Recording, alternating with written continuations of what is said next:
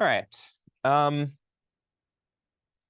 So just as a recap, remember we're trying to make predictions so that good things happen when downstream decision makers follow them, and such that there's actually a reason why downstream decision makers might want to follow them.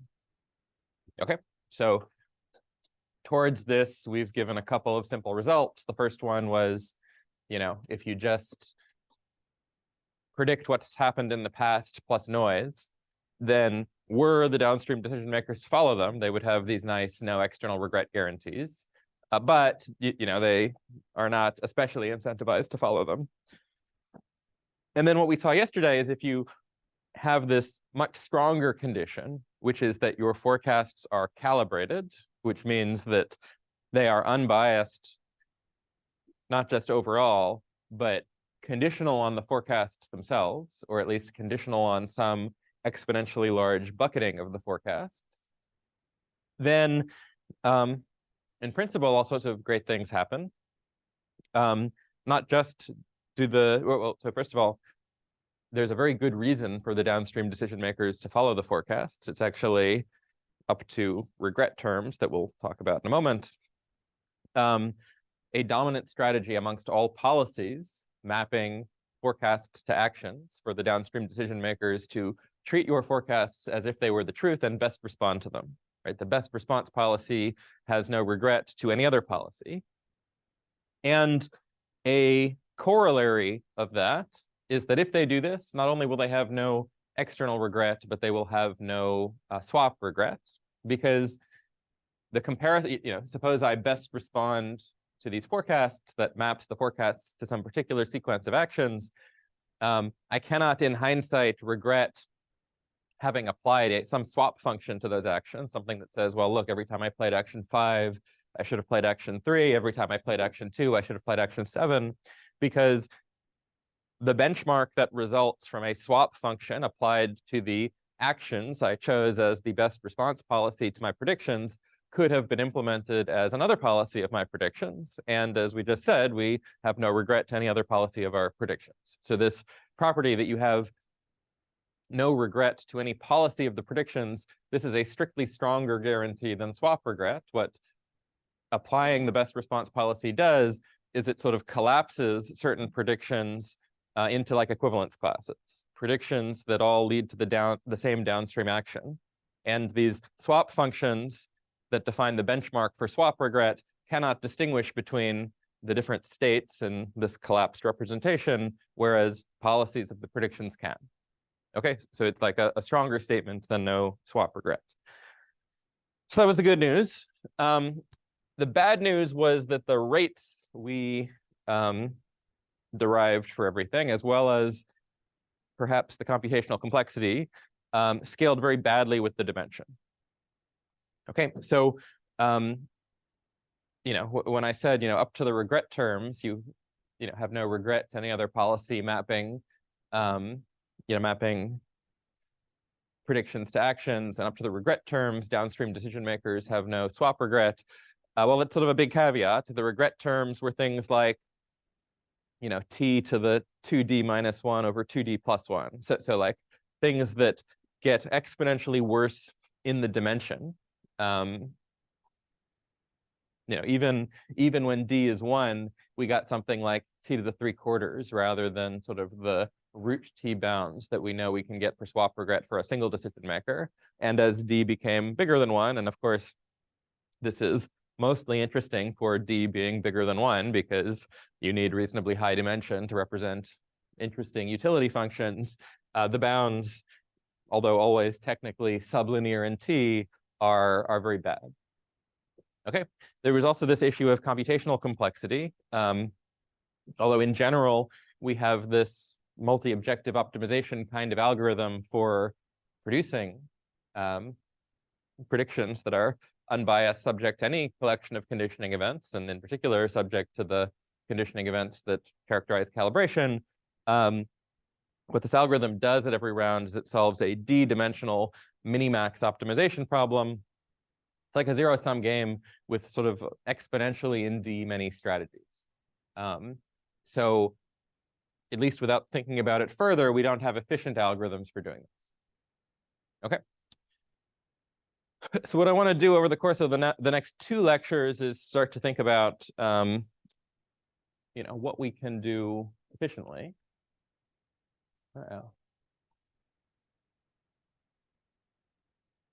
What we can do efficiently.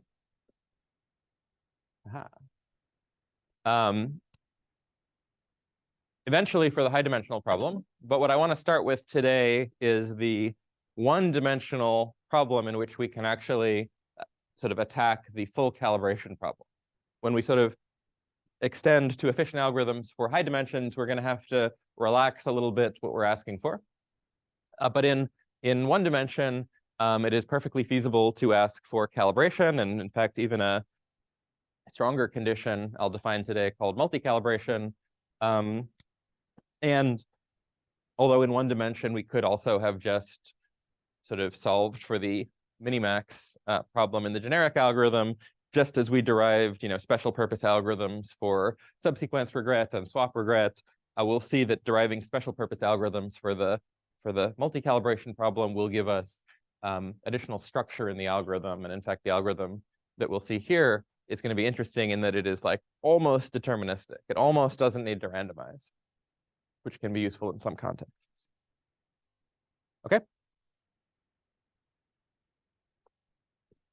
Okay. So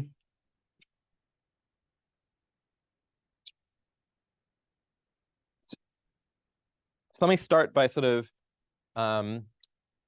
defining some of the things we need for calibration and multi-calibration in the one-dimensional context. Some of these things simplify a little bit when we talk about one-dimensional calibration instead of d-dimensional calibration. So if you remember, when we talked about calibration, what was it? Well, it was sort of the condition that our forecasts be unbiased, subject to a collection of conditioning events defined by sort of an epsilon net of the entire conditioning space. There were these sort of little epsilon regions that we partitioned our d-dimensional prediction space up into, and we asked that our predictions be unbiased given that they fell into each one of these regions. Well, in one dimension, these regions, we can just like explicitly write them down. They're very simple. They're just sort of one-dimensional intervals. Okay, so it'll be helpful to think about them explicitly. And so like our one-dimensional epsilon net, I'm going to call it an M bucketing.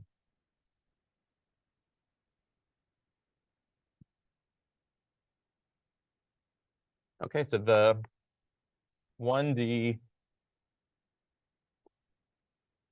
M bucketing of the unit interval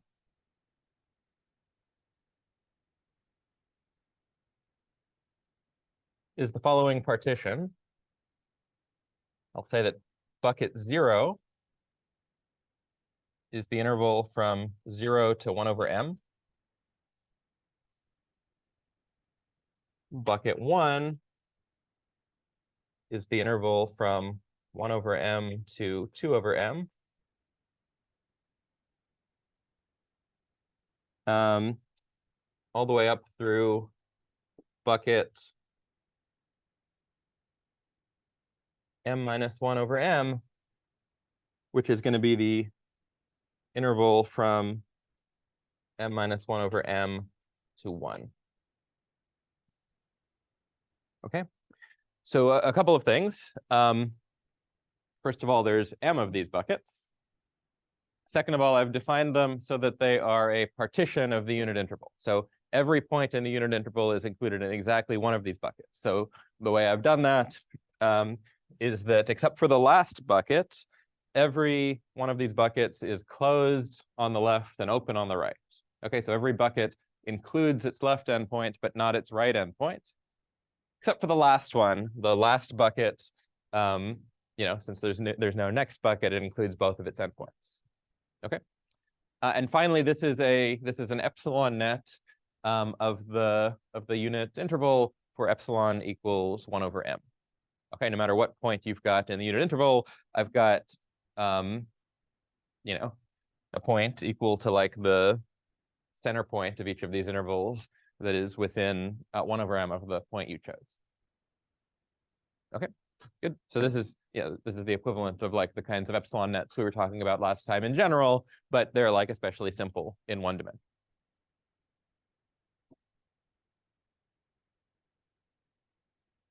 Okay. And so I want to talk about calibration. In fact, I want to talk about something that's a little bit stronger than calibration, which is multi-calibration. But I think now that we've already seen regret and then subsequence regret, I think multi-calibration will seem like quite a natural extension of calibration to you. Okay, so remember, what is calibration? In particular, what is one-dimensional calibration? It is the requirement that over a sequence of t predictions, my predictions be unbiased, conditional on the prediction itself, or at least conditional on membership of the prediction in one of these buckets. Okay, so the classic example is like weather prediction. Here I am every day forecasting the probability of rain. I predict there's a 20% chance of rain, and then there's a binary outcome at the end. It rains or it doesn't. And what calibration asks for is that on the subsequence of days on which I predicted 20%, in the long run, it should have rained 20% of the time. On the subsequence of days on which I predicted 30%, in the long run, it should have rained 30% of the time. Okay, now calibration, just like regret, is a marginal guarantee in that it is averaging over all of the days for which I made a particular prediction. And so it might well be that as a weather forecaster, I am calibrated, but that I stop being calibrated when you instead take the average over some other subsequence. For example, if you fix, maybe I'm calibrated overall, but I'm not calibrated on cloudy days, right? Or maybe once you condition on, some combination of like barometer readings and, history of rainfall, in this year so far, and whatever, like whether there was a rainbow yesterday, calibration breaks. And so just like subsequence regret asks for regret that holds not just overall, but on different, simultaneously on different subsequences of the days, multi-calibration is going to ask that my forecasts be calibrated not just overall, but on different subsequences of the days. Okay, so just as I can ask for adaptive regret, which is that I should have no regret on any contiguous subsequence, I could ask for adaptive calibration. I should be calibrated on any contiguous subsequence. I can ask for multi-calibration on subsequences that depend on features, right? Like cloudy days. I can ask for group-wise calibration if the examples correspond to people in different demographic groups, any of those things. And the subsequences, just as they were able to for subsequence regret, in multi-calibration can be intersected. Okay. So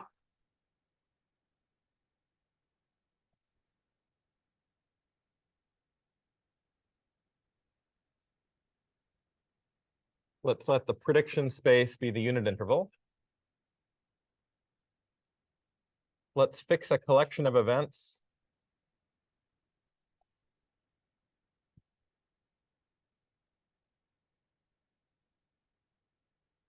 I'll call them fancy G, such that for each event regular G in this collection fancy G, this event G is a function maybe of the time and potentially of the history and also of the context, and maps those things into 0, 1. Okay, so if it was binary, again, if it was 0 or 1, you could think about these functions as selecting a subsequence, but it's more general than that. They can weight different events, different days if they want, with arbitrary numbers between 0 and 1. Okay, so we'll say that a transcript pi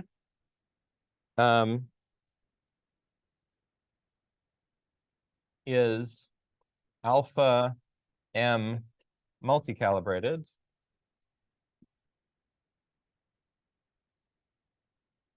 with respect to this collection of events fancy G if it has bias on the following collection of events that's bounded by alpha.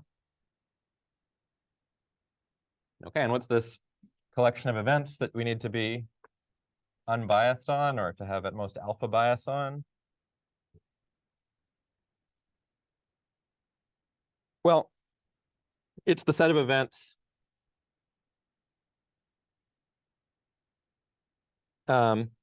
each one is defined by a group, or a subsequence, and a prediction.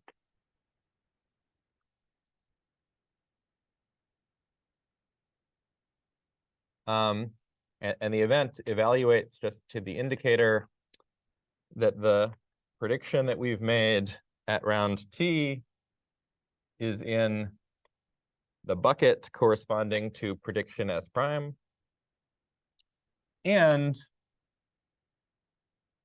that the corresponding subsequence indicator function was active on that day.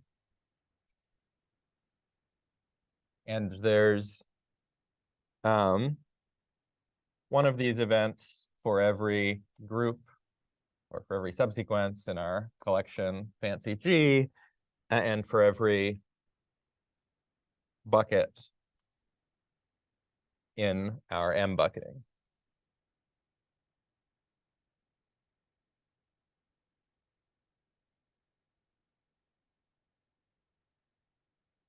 Okay, so just to recap, okay, remember this sort of framework we have for talking about event conditional bias.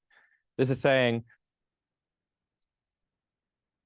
for every single one of these buckets, if we look at the subsequence of days for which we predicted something in one of the buckets, like the subsequence of days for which we predicted somewhere between a 20% and a 21% chance of rain, for example.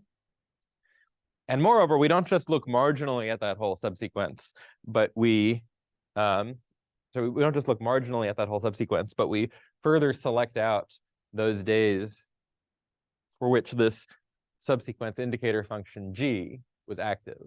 This function G can take as input context, for example, as well as anything about the history. In fact, it doesn't even have to be a subsequence indicator function. It can just be an arbitrary weighting of the days.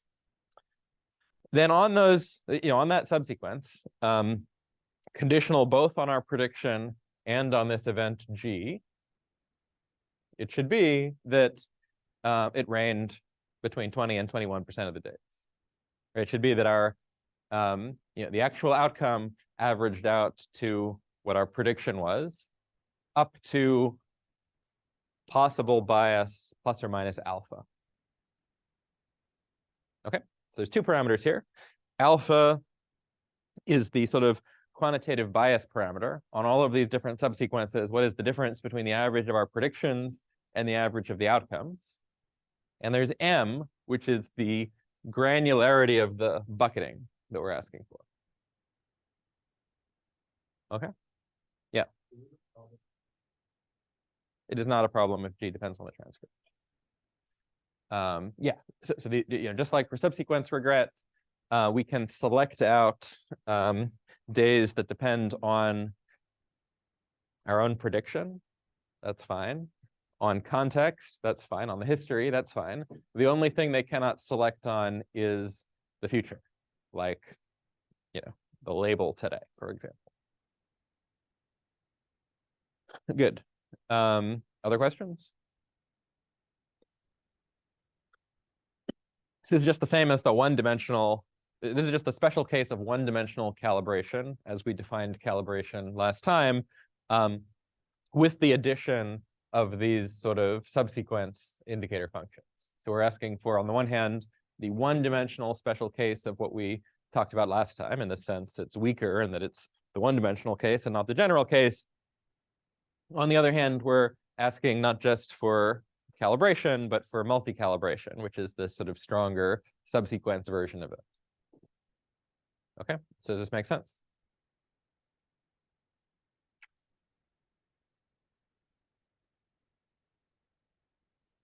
Okay. So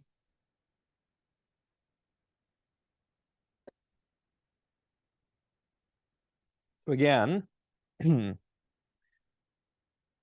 let's remember, our general plan for solving these kinds of problems was to encode them as instances of this general multi-objective optimization framework. We did that last time for d-dimensional calibration. Let's just write down the encoding again for the special case of one-dimensional calibration with the sort of, subsequence, the multi-calibration bells and whistles added on. Okay, so this is going to be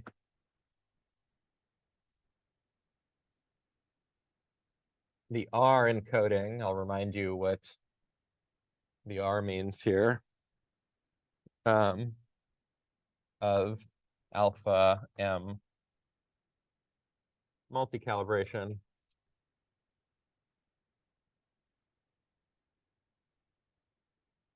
as multi-objective optimization.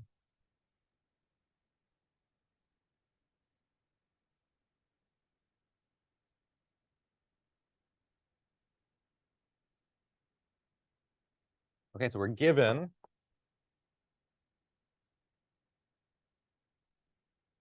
a 1D instance of an alpha M multi-calibration problem with respect to some collection of subsequence indicator functions, groups, fancy G. And what we're going to produce in this encoding is a 2 times the number of subsequence indicator functions times M dimensional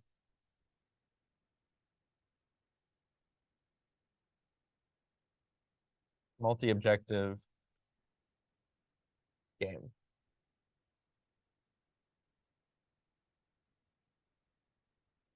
Okay.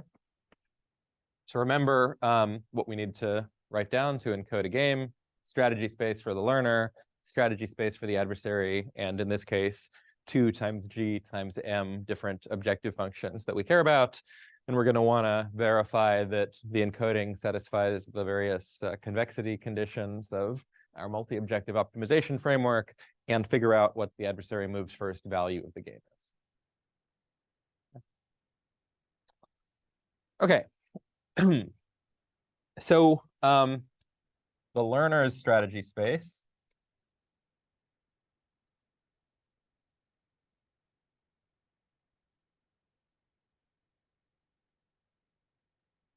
AT is going to be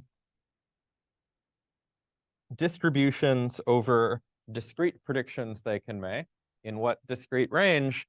Well, here's where the R comes in. The learner can predict 0, or they can predict 1 over R, or they can predict 2 over R, etc., all the way up to 1. Okay, so R here is the discretization parameter we're using to discretize the learner's strategy space, the learner's prediction space.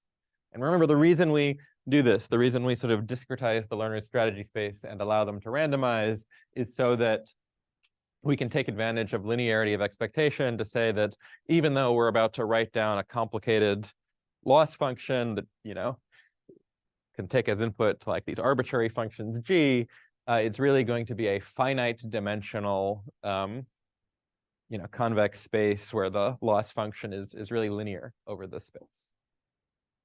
Okay, so R has to be, remember, our theorems don't depend on the cardinality of the learner's strategy space, so you can think of R as something really, really big. This discretization can be really, really fine, but it does have to be finite so that we can satisfy the conditions of the minimax theorem. The adversary's strategy space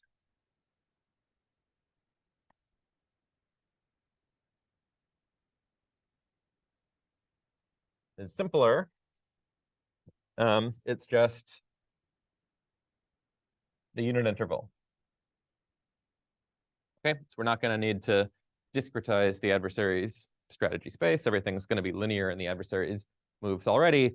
It's a one-dimensional calibration problem. The adversary can choose one-dimensional real-valued outcomes. So, like it rains 1, it doesn't rain 0, or in fact, there's no reason for it to be binary. It could be any number between 0 and 1. We can still talk about the bias of our predictions. And finally, the objectives. Well, for each sign, which might be -1 or 1, for each of the subsequence functions G in our set fancy G, and for each bucket that our predictions might land in, which can be, remember, 0, 1 over m, all the way up through m minus 1 over m, there's m such buckets. Okay, so for, how many objective functions are there? 2, 1 for each sign, times the number of subsequence functions, times the number of buckets, m. We've got a loss function defined by this triple that maps a distribution over predictions for the learner, an outcome for the adversary, to sigma, the sign, times the expectation over the learner's predictions,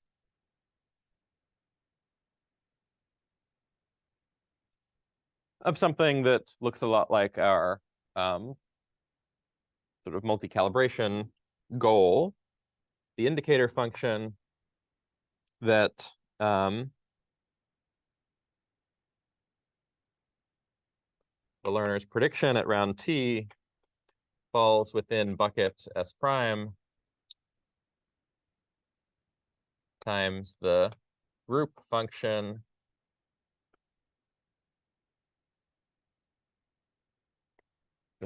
defined in terms of any context available at that round times the bias term, the difference between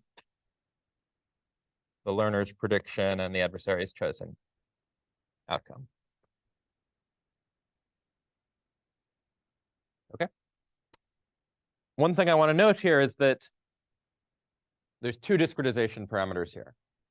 There's the discretization parameter m that defines the multi-calibration goal we're trying to achieve, right? For larger m, we're asking for something stronger. We're asking for sort of calibration with respect to a finer and finer discretization. And the discretization parameter r, which is just defining the learner's strategy space in this game. Okay, r here is sort of a nuisance parameter for us. Like, if you remember our sort of multi-objective optimization bounds, they do depend on the number of loss functions we have. Okay, so they do depend on m. They do not depend on the cardinality of the learner's action space. So we need this to be finite just for technical reasons, but there's no dependence on its cardinality. So you can think for us of r as being whatever, truly enormous number you can think of, the largest, integer that you can represent using, standard like machine quantities or something. Whereas m is something that our bounds are actually going to depend on, and that actually has sort of a meaningful impact on the semantics of what calibration means. Like when we gave these sort of rates for why calibration, implies that it's a good idea for downstream forecasters to best respond, we had to like pick m optimally. Like m was actually an important parameter. R isn't. R is sort of a nuisance parameter. We just need it, like we need this discretization, but like think of it as a giant number. We're not going to have any dependence on it.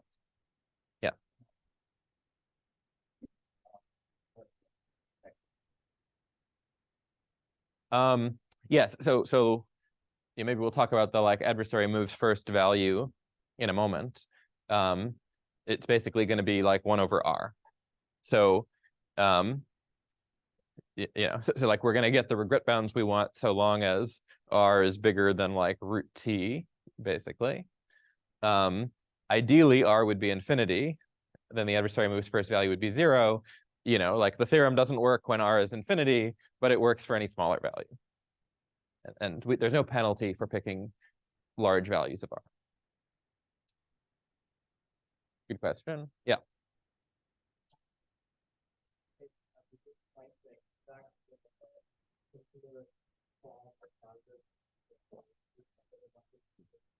That's right. We're trying to get a simple algorithm for the one-dimensional multi-calibration problem.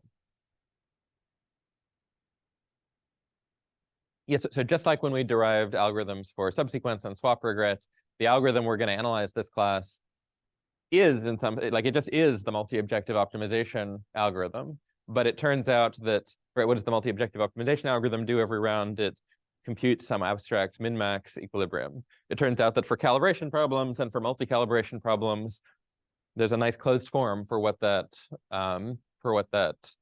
min-max equilibrium looks like. In this case, it's like a super simple algorithm that hardly randomizes at all. Good. Other questions? Okay. Yeah, so let's just maybe like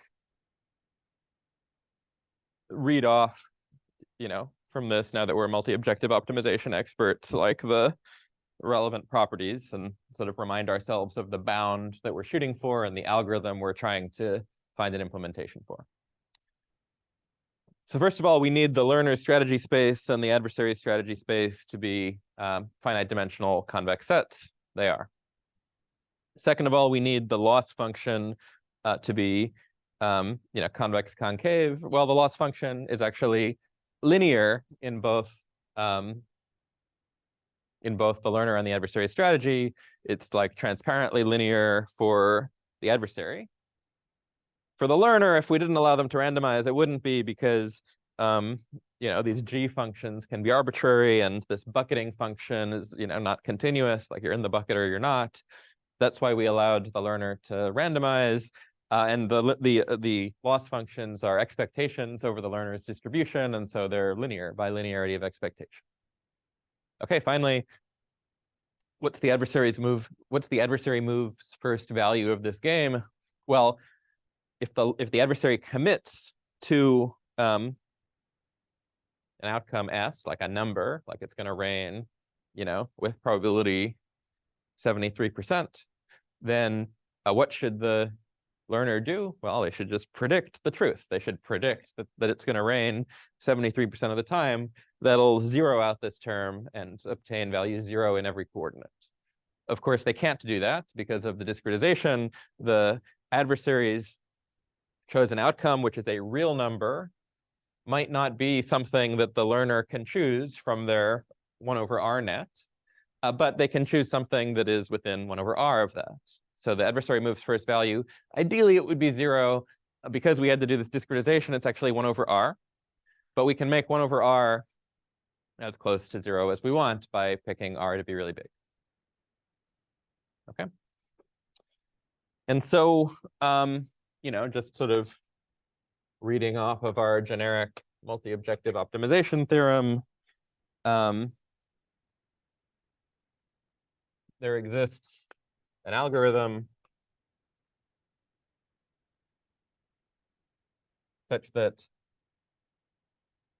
for any collection of functions, fancy G, and for any M, guarantees against an adversary, alpha M multicalibration, where alpha is bounded by 4 times the square root of t log 2 times the number of functions we're multicalibrated with respect to times M. Okay, plus t times the adversary move's first value, which is 1 over R, so plus t over R.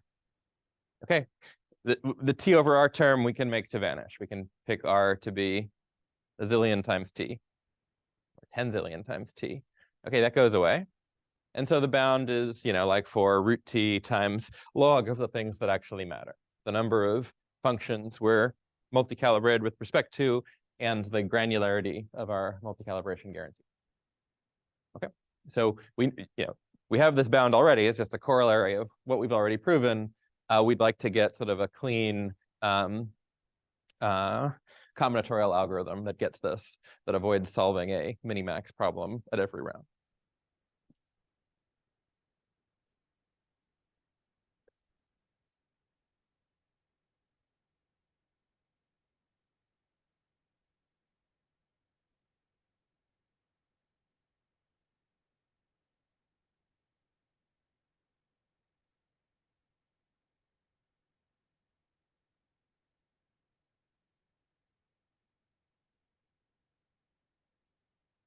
Okay.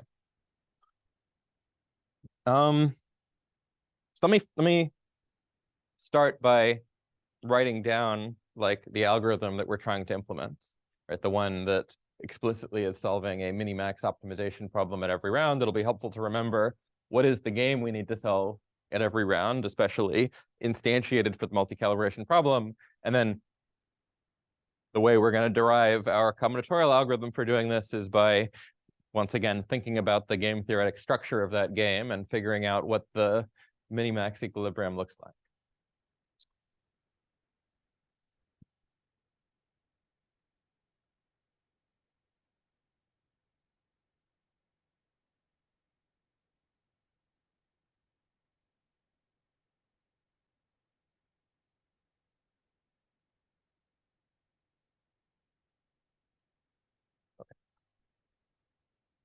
This is sort of just the instantiation of our generic multi-objective optimization algorithm in the special case of multi-calibration. So multi-calibration via multi-objective optimization.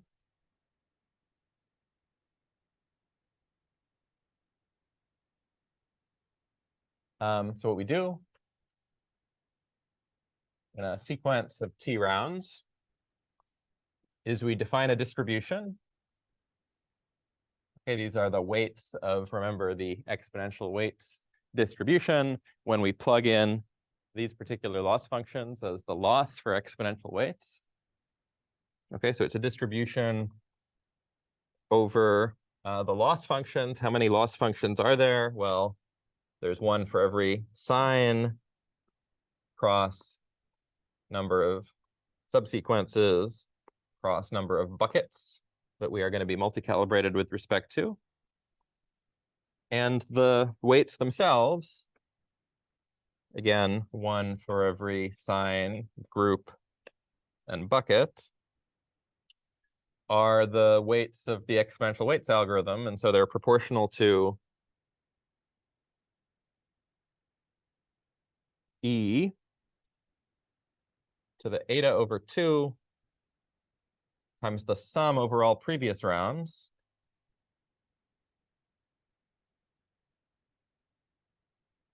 of the bias that we've historically had in each of these previous rounds, conditional on the bucket of our prediction and conditional on the subsequence that we're interested in, multiplied by the sign sigma that we're interested in. Okay, so just sigma, the sign, times the expectation over our predictions in these previous rounds.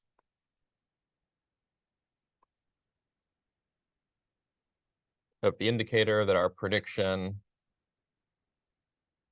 fell into bucket S prime times the subsequence function times the bias of our prediction. The difference between our prediction and the outcome on day t prime. Okay, the exponential of all that. We have, these are just the weights maintained by the no regret algorithm, exponential weights, when we feed it these loss functions. And then we define a zero-sum game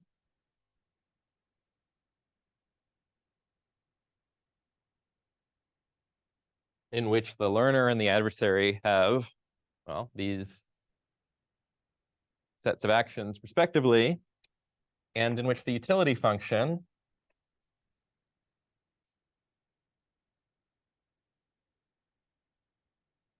is defined as follows.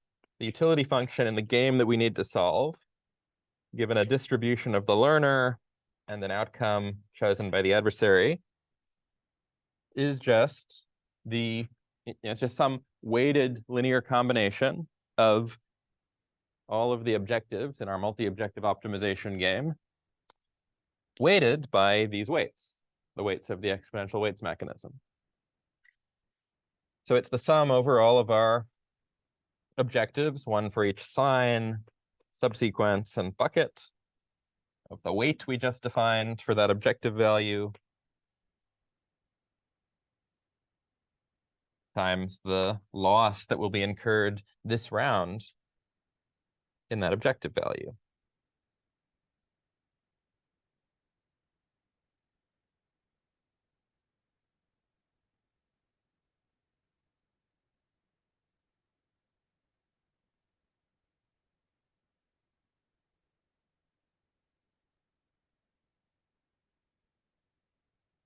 Okay, and all we do is we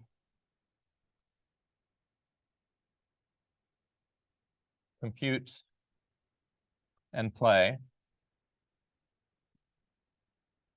PT, a minimax strategy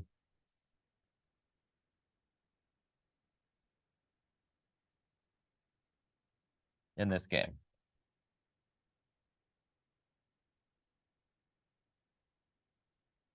Okay, this is the algorithm that realizes this bound. This is just our generic multi-objective optimization algorithm instantiated for this particular multi-calibration.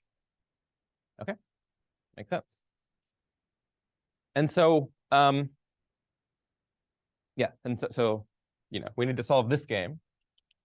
What I want to do now, going forward, is rather than just sort of say play a minimax strategy in this game, I want to figure out what that looks like.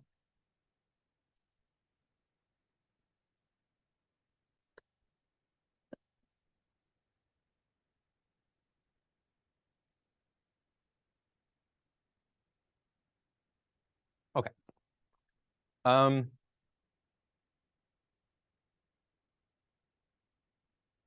let me start by making a simple observation about what this utility function looks like. Let me sort of simplify this utility function for a moment. And let me note that although I've written this utility function, as a function of mixed strategies for the learner, it's a function of distributions played by the learner, because it's linear in the actions of the learner, I only need to define it for the pure strategies of the learner. I only need to sort of define this utility function for deterministic predictions they can make, and then by linearity of expectation, I'll understand what it looks like for distributions played by the learner.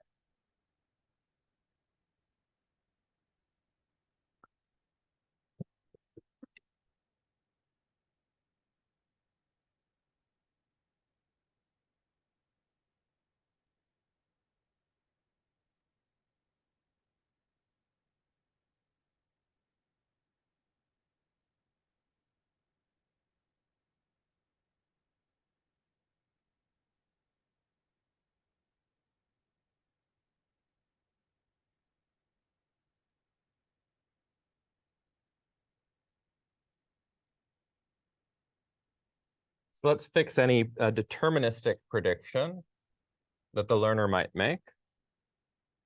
Okay, remember the learner has this discrete strategy space, so they could predict 0, 1 over r, 2 over r, etc., all the way up to 1. And remember the buckets partition the unit interval. So whatever prediction they make it'll fall into some unique bucket. Let's call that S twiddle. So the prediction is S hat. Let's let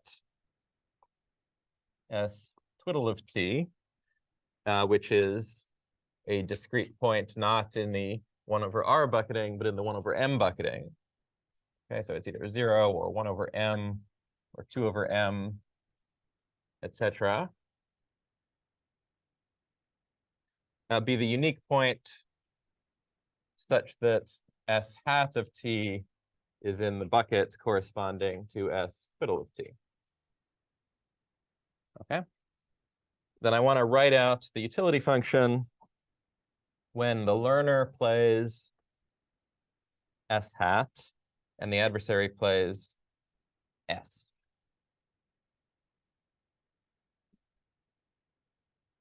Okay, so the first thing I want to note is that, this is a sum over all signs, buckets, and groups. But this indicator function that the prediction falls into bucket S prime, it's going to activate for only the single bucket that our prediction falls into, in particular S twiddle, because the buckets are a partition. So you cannot you cannot fall into more than one bucket at the same time. Okay, so we can eliminate this sum over the different buckets. Okay, we still have to sum over the groups. Those can be sort of intersecting subsequences. And we still have to sum over the signs, but there's only two signs, +1 and -1. And so we can really write this as just the sum over the subsequence indicator functions, the sum over these groups of the weight corresponding to the positive sign given the group and the bucket S twiddle that our prediction falls into, minus the weight corresponding to the negative sign given the group and the prediction S twiddle that and the bucket S twiddle that our prediction falls into, times the subsequence function today times the bias today. Okay, where these weights are these weights, and I've written plus to mean sigma 1, and I've written minus to mean sigma 0. Okay, so what I want to note is that everything falls into only a single bucket. Okay, so we don't actually need to sum over the buckets, and that these weights always appear together in pairs, like the positive weight for a particular group and bucket minus the negative weight for the particular group and bucket. Okay, so rather than carrying these things around separately, we can just give a name to the difference between this pair, because that's the only thing that ever shows up. Okay, so let me name this thing just the weight at round T corresponding to group G and bucket S twiddle. Okay, so we don't need to carry around these signs. Like the signs show up only in that, like, we have a positive weight and a negative weight, and the only thing we care about is the difference between these two things. Okay. Okay.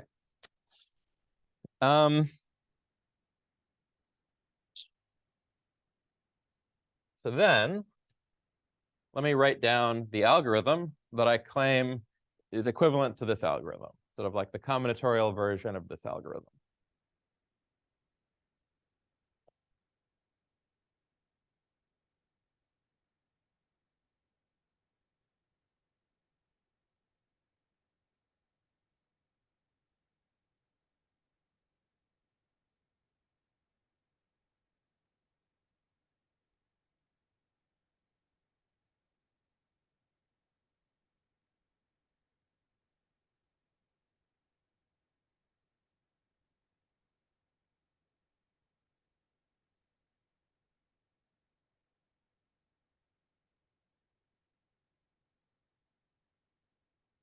Okay, so the input to this thing are the discretization parameters, m, the number of buckets we want multicalibration with respect to, r, the number of predictions we're going to give the learner access to. Think about r as enormous.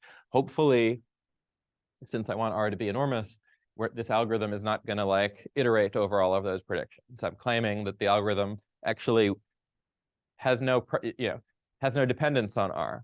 Okay, and yet it's being taken as an input. So like, let's think about that as I keep writing. And of course, the collection of subsequences you want calibration with respect to. Okay, now what are we going to do? Well, we're playing this prediction game over t rounds.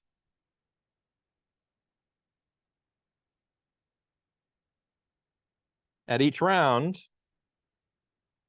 we're going to compute a number corresponding to each of the buckets that we could make a prediction in. Okay, so we're going to compute m different numbers.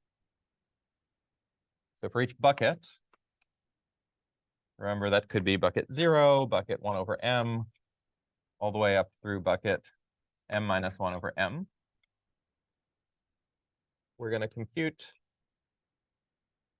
a number that I will call vs, that is just the sum over all of the subsequences, all of the subsequence functions, so all of these groups G,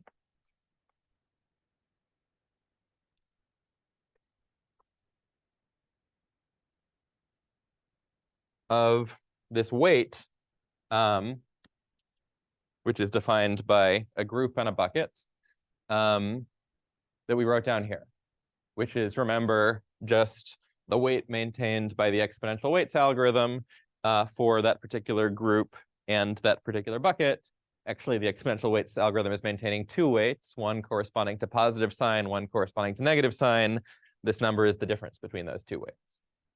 Okay, but we don't care about the weights individually. We only care about the difference between the weights. That's what shows up in the utility function. So just compute what those weights are and sum them up. Okay.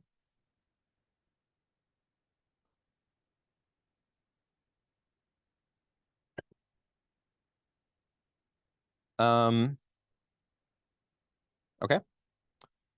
So there's a few cases about what could happen at this point.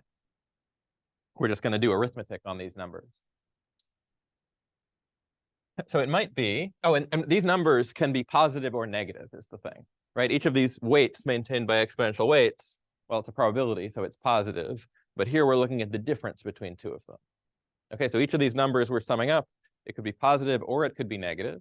And so the sum of them could be positive or negative. So if these numbers are all positive, they're all greater than or equal to 0 for every single bucket, then we'll predict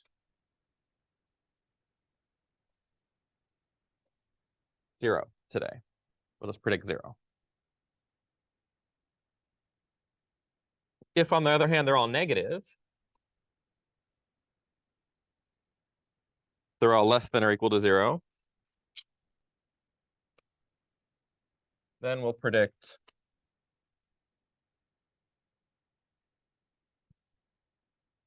1. Okay, so far no randomness at all. Everything's deterministic. In the only remaining case, they're not all positive and they're not all negative. Some of them are positive and some of them are negative, right? Well, these buckets, they're sort of in order, right? There's like, bucket 0, bucket 1 over m, bucket 2 over m, and so on. If some of them are positive and some of them are negative, there have to be two buckets that are adjacent in this ordering that have opposite sign, right? Because when I walk from the leftmost bucket to the rightmost bucket, I will have to touch my feet to positive ones and also to negative ones. And so there must be some moment at which I have one foot on a positive one and one foot on a negative one. Okay, so in the only remaining case,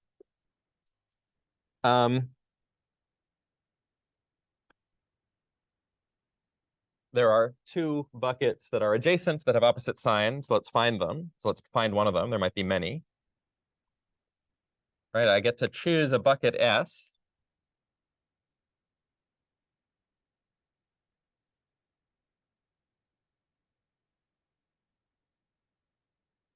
Such that when I look at the sign of the bucket just below S, so bucket S minus 1 over M, and the sign of this number for bucket S, well, these things have opposite sign, and so the product of these two numbers is less than or equal to 0. Okay, like in the only remaining case, I'm guaranteed there's some bucket S that has this property, where the bucket 1 less than S is negative and S is positive, or vice versa. Either way, the product of these two numbers is 0. They have, or sorry, not 0, is less than or equal to 0. They have negative sign. Okay. Now, if I have two numbers of opposite sign, one of them is positive, the other of them is negative, then there's some weighting I can give to the two of them so that averaged out over this weighting, I get exactly 0. Okay, I can choose like some biased coin such that if I flip the coin and with probability heads, I get value Vs minus 1 over M, and with value, and if it comes up tails, I get value Vs, then an expectation I get 0. Right? If like one outcome is negative, the other outcome is positive, there's some way to mix between them so that I get 0 in expectation. Okay? So let's find that mixing weight. Let's choose the probability Q, which is just a number between 0 and 1, such that Q times the value at bucket S plus 1 minus Q times the value at bucket S minus 1 over M is exactly equal to 0. There is such a Q because these things have opposite signs, right? If, like say Vs is positive and Vs minus 1 over M is negative. In this case, if I pick Q equals 1, it has positive value. If I pick Q equals 0, it has negative value. It's a continuous function, so there's some, by the intermediate value theorem, some point for which the value is exactly 0. Okay, and what am I going to do? Well, with probability Q, I'll predict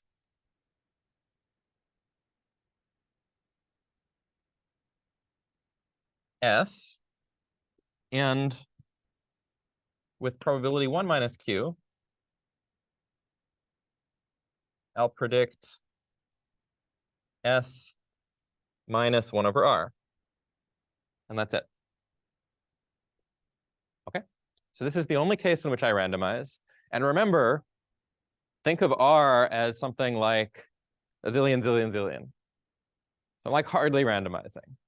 I'm predicting either a 19% chance of rain or an 18.9999999999999% chance of rain. Okay, so I'm randomizing between two numbers that differ only in, the smallest bit precision that my machine can represent. It's really just a technicality. Like morally, this is like a deterministic prediction. I'm randomizing in the very low order bits. And in particular, like R can be huge, like at no step here did I need to like iterate over R or something. R is just defining the difference between these two predictions, which just needs to be like a finite number greater than 0. Okay. So there's nothing that looks like, an arbitrary optimization problem here. Like we just compute some numbers, we check their sign. If necessary, we randomize between a prediction and a prediction minus something tiny. Yeah.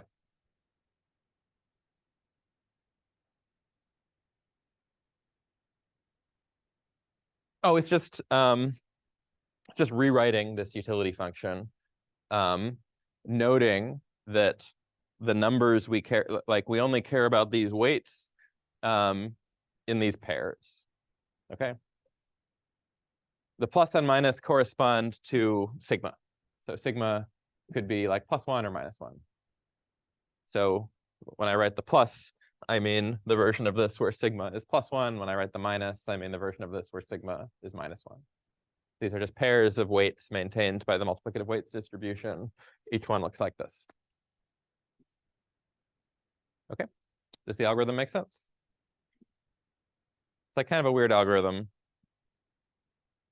Like sort of randomized, not like totally randomized, but it's like extremely simple. It's just doing arithmetic. There's no like solving a linear program or anything, as this algorithm would generically have to do. Yeah.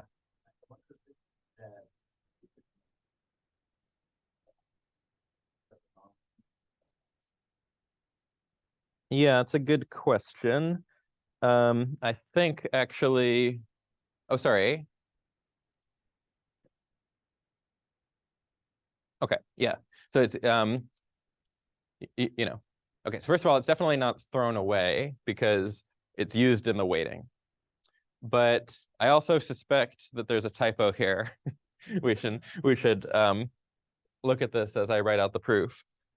This, I would be less surprised by this if this was actually summing up over the groups that were active today. So that's not what I have written in my notes. So I suspect my notes are wrong, but let's look at this as I try to prove the theorem. But you're right. This would make a lot more sense if I was sort of taking the weighted sum of these things, weighted by the group. Okay, but let's see if I in fact manage to prove the theorem without doing that. Like in the papers we write, it's definitely the weighted sum, which is what leads me to suspect that I've misderived it this time. But who knows? Let's see. You know, even like it's not plainly obvious that this must be wrong because we are still using the group information in the weights. But I share your skepticism.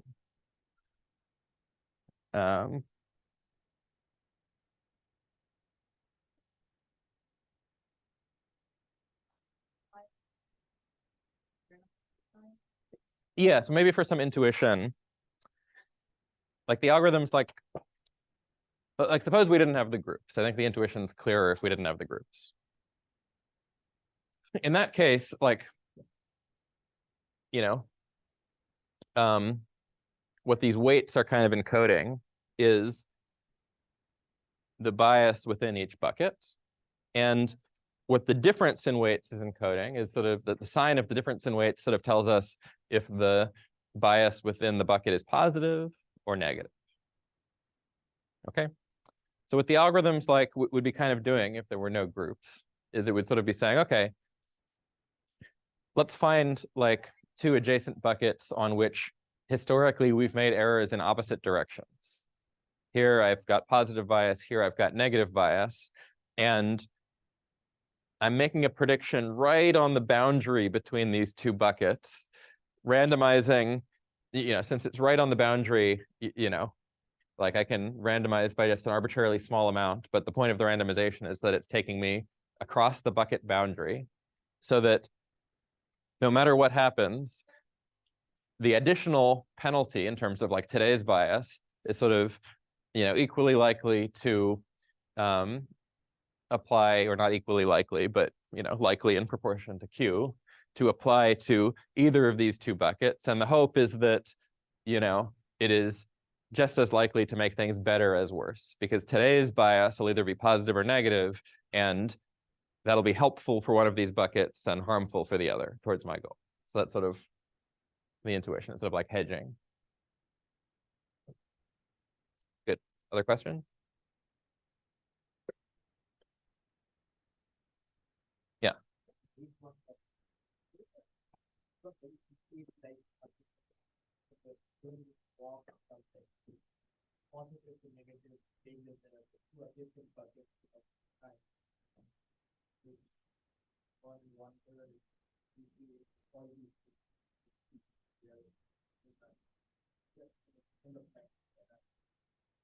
The PPAD problems are hard and min-max problems are easy, right?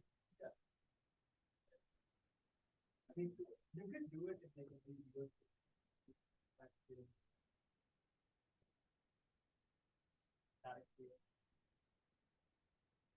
Nothing else here that you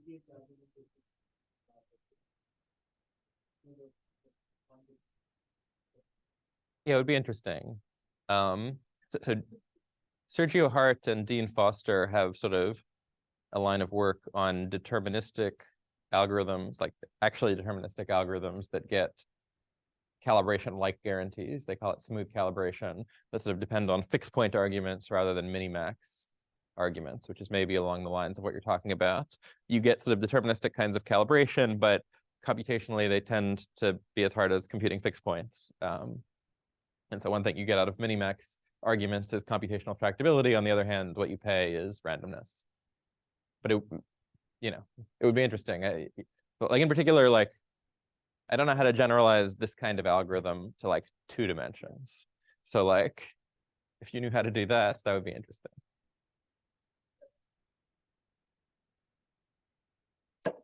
Okay. Let's see if I had do I have a different color chalk or something?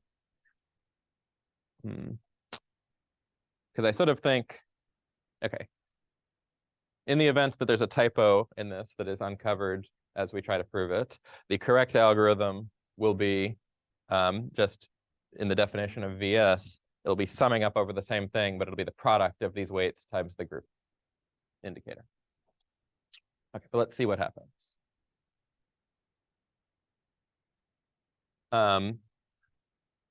Okay, so let's call this algorithm, algorithm star. Let's call this algorithm double star. The theorem we already have, which is for this multi-objective optimization framework, the algorithm over here, where we get sort of this root T log times number of groups times number of buckets calibration error. That's for algorithm star. And the sort of addition to this theorem I want to add is that algorithm star is actually the same as algorithm double star. Okay, the claim is that this algorithm, like what you see written here, is the implementation of the minimax equilibrium that needs to be computed in this algorithm.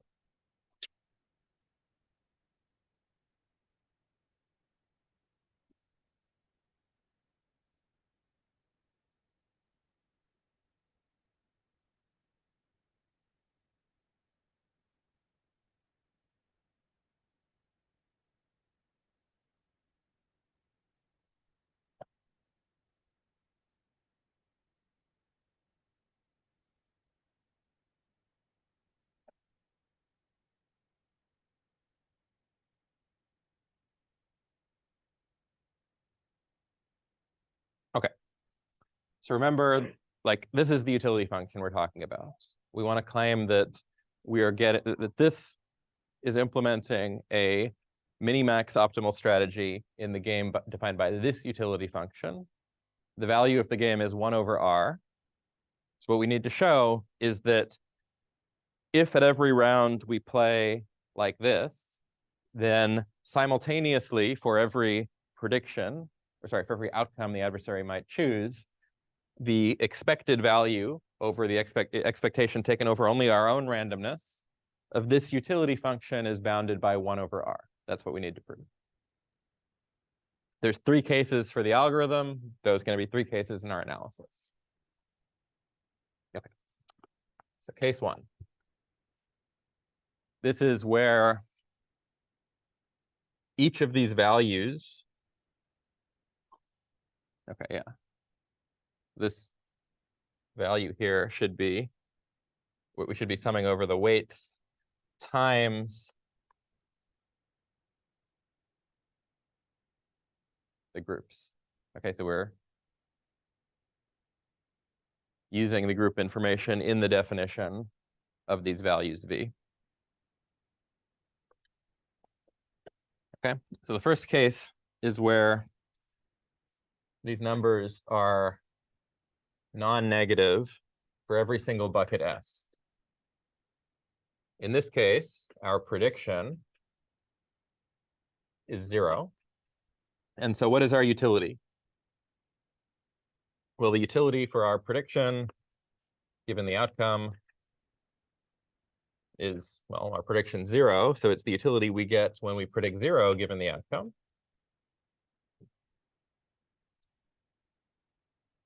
And what do we get when we predict 0?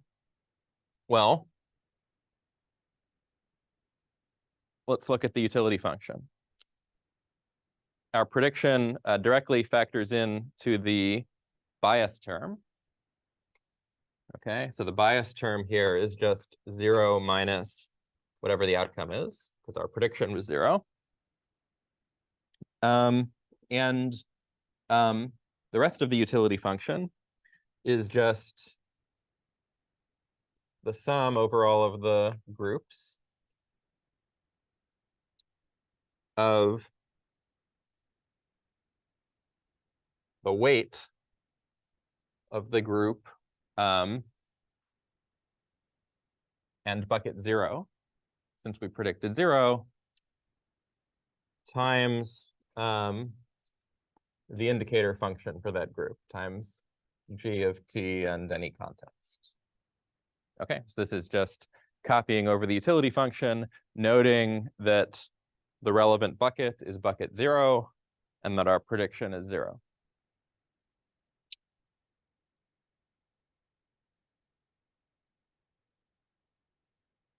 Well, this is just, the bias term is just minus st. And this thing, since we took Ravenous' suggestion and added the g weights here, this thing is just v0, the number we computed for bucket 0. Okay, but the outcome is a number between 0 and 1. So this term is non-positive. And the weight of this bucket, it's non-negative because by assumption in this case, all of the buckets had non-negative weight. Okay, so we're multiplying together two terms of opposite sign. And so this is at most 0. Okay, so we wanted to show it's at most 1 over r. We did even better. It's at most 0. Okay, the second case is similar. In the event that all of these, the numbers we computed for each of these buckets was non-positive, the prediction we would have made in that case was 1. And in this case, again, when we look at the value of the utility function, well, we predicted 1. And so what we get out here is, instead of 0 minus the outcome, it's 1 minus the outcome.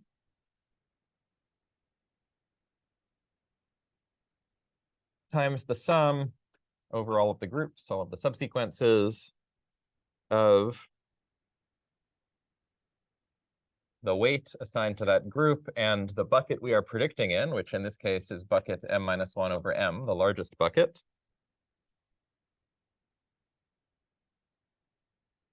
Times g, the group function today. Okay, so this is just 1 minus the outcome times the value we computed for the largest bucket. And again, the prediction's between 0 and 1. So 1 minus the prediction is always non-negative. This is always greater than or equal to 0. We predicted something that can only be larger than what actually occurred. And the value we predicted for the largest bucket was non-positive, because in this case, the value we predicted for every bucket was non-positive.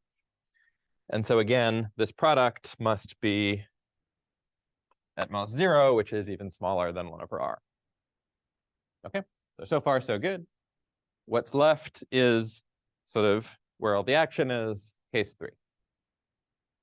Okay, but questions about case 1 and 2?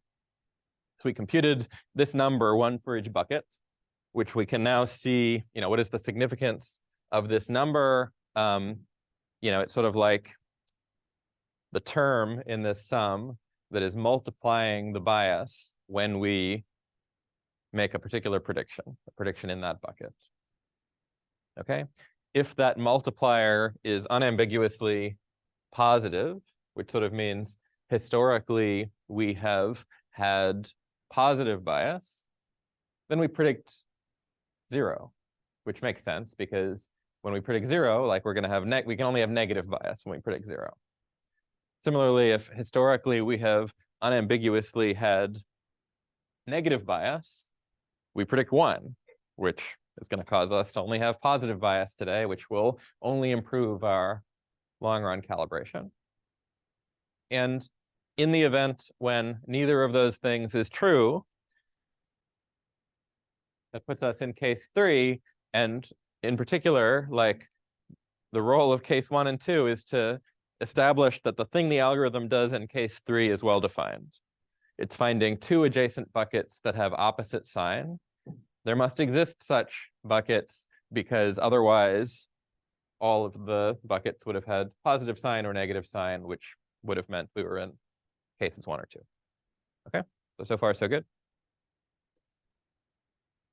Okay.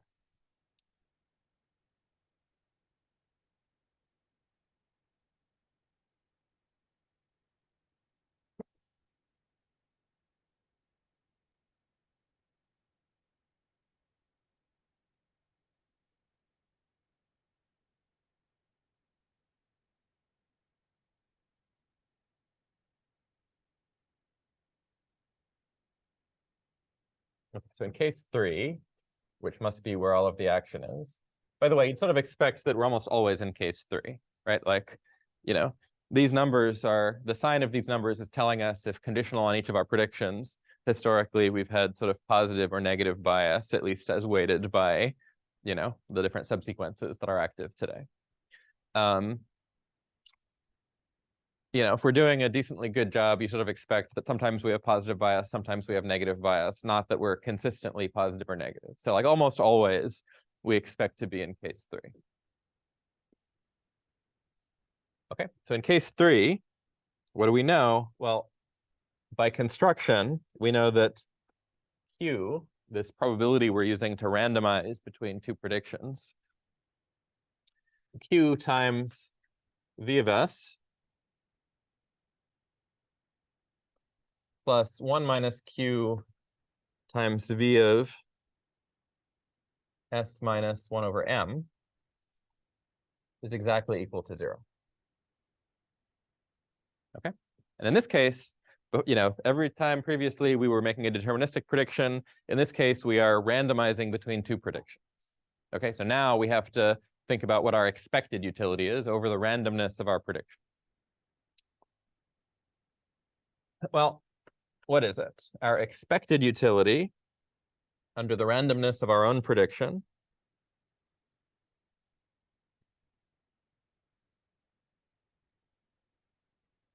well, we're only randomizing between 2 things.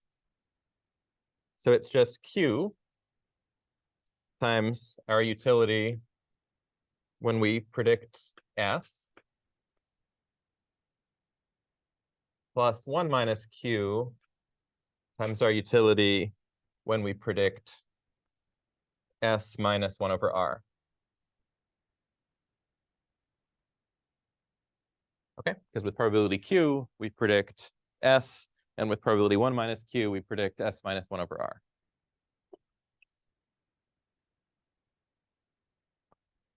Okay, but, fortunately, we've written out our utility function so that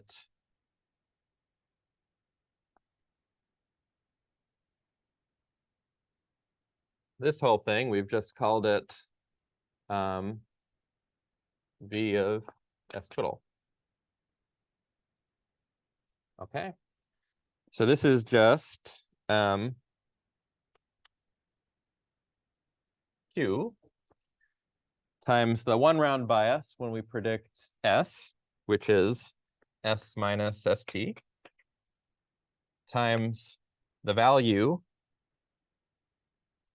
corresponding to the bucket in which S lies, which is just the bucket of S. We've chosen S to be the left-hand endpoint of this bucket.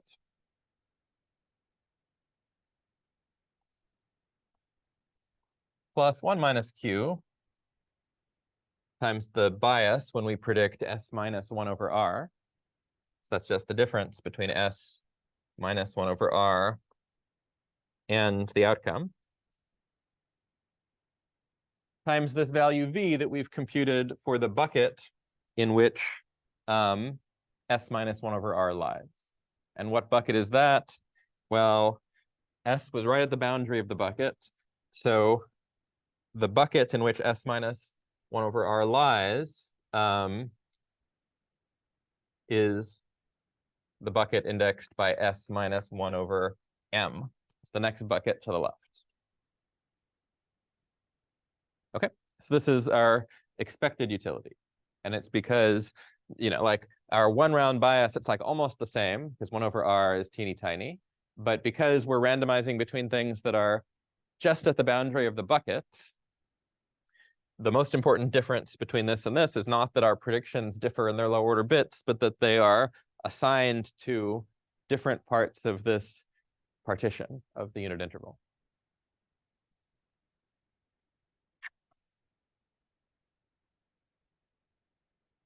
Okay, so let's combine like terms. Okay, so we have an S minus ST term showing up in two places.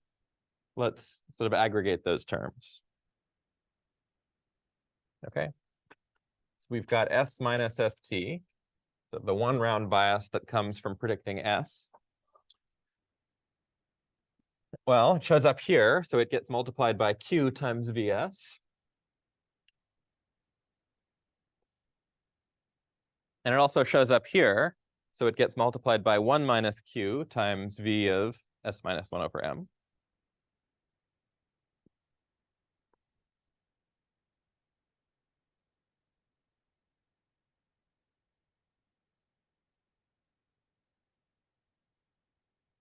And then there's like an additional term because there's this minus 1 over R here, so we have to pay for that as well.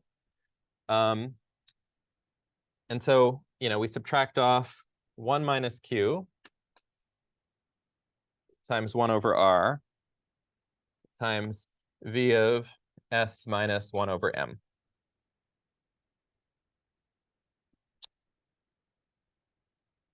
Okay, so this first term, what is it? You're sitting in the back, so nobody else can see you pointing. 0. Because, like, by definition, it's 0. That's what's defining case 3. Okay, so this is 0. What's this term? Okay, well, we've got a 1 over R here. 1 minus Q, that's a probability that only makes it smaller. And this V term, this is the weighted sum of disjoint probabilities. These are probabilities maintained by multiplicative weights, possibly further downweighted by these group indicator functions. So all the probabilities of exponential weights, they sum up to 1. We're summing up only over a subset of them, and we're further downweighting them. So this term also is at most 1. Okay? So the magnitude, it could be positive or negative, but the magnitude of this V term is at most 1. Still at most 1 if we multiply it by 1 minus Q. And so the magnitude of the whole thing is at most 1 over R. So it's at most 0 plus 1 over R times the magnitude of this V term, which is at most 1 over R. Okay? And so in all three cases, we get that no matter what the state chosen by the adversary is, the expected value of this utility function is at most 1 over R, which is the value of the game. So this is a minimax strategy. It implements the generic multi-objective optimization algorithm, which computes a minimax strategy. and so gets the same calibration back. Yeah.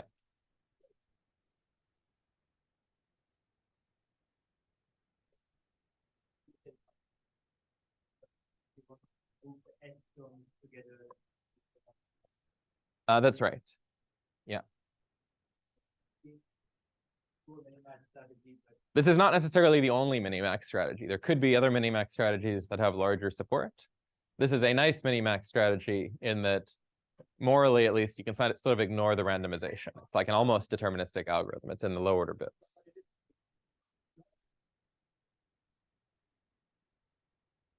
Yeah, it's critical. It's sort of highlighting an artifact of the accounting. Like we're attributing the bias to these different buckets in sort of like a knife edge way. You can sort of, mess with low order bits and cause a prediction to be attributed to a neighboring bucket, which is sort of a funny thing about the definition of calibration, and it's what's being taken advantage of in this algorithm.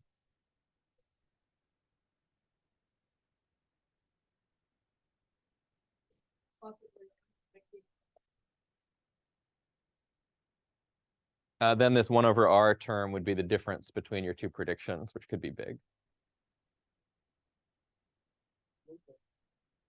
It would be, in general, the thing that's 1 over r here is the difference between the two predictions you're randomizing. So one thing just to note, right? Like, since we proved that what calibration means is that for every downstream decision maker, it is a dominant strategy amongst all policies to play the best response action.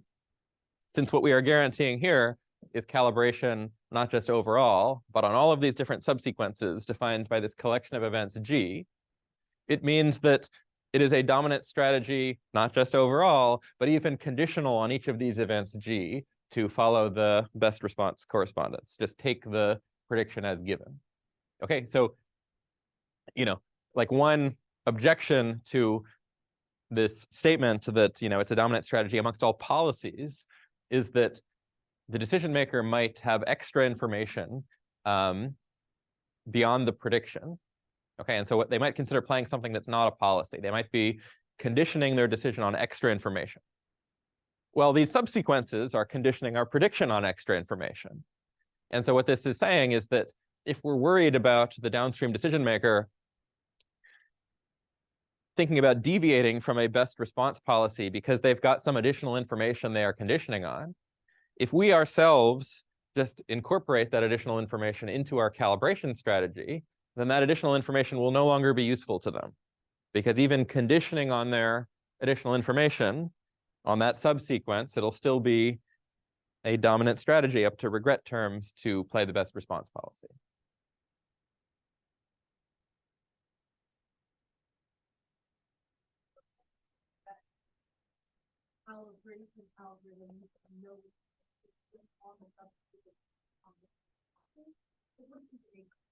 Like, suppose you said, okay, I could, if I was just going on the predictions, I would best respond to your predictions. Fine, like we showed that last class. But now that I've seen this sneaky algorithm, I sort of know what it's doing is it's like hedging. It's sort of saying, okay, if I've historically like over predicted, conditional on some prediction, I'm going to now try to under predict and vice versa. And now you might say, okay, so like, here's what my new strategy is going to be. Like, if we've played, I'm going to look at the history. I'm going to see if you've historically under predicted. If you have, I'm not going to take your prediction at face value. I'm going to shade it upwards. And if you've under predicted, I'm going to shade it downwards. Okay, now play some other thing. That might be a good strategy. But now if you tell me that strategy, okay, and I define a subsequence based on the days on which you are going to play each particular action, it's no longer a good strategy. Because now, on the subsequence of days you considered deviating from my best response prediction, I'm promising you once again that on that subsequence, deviating is a bad idea.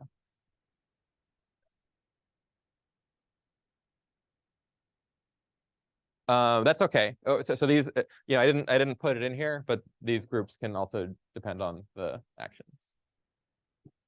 At least for the generic algorithm.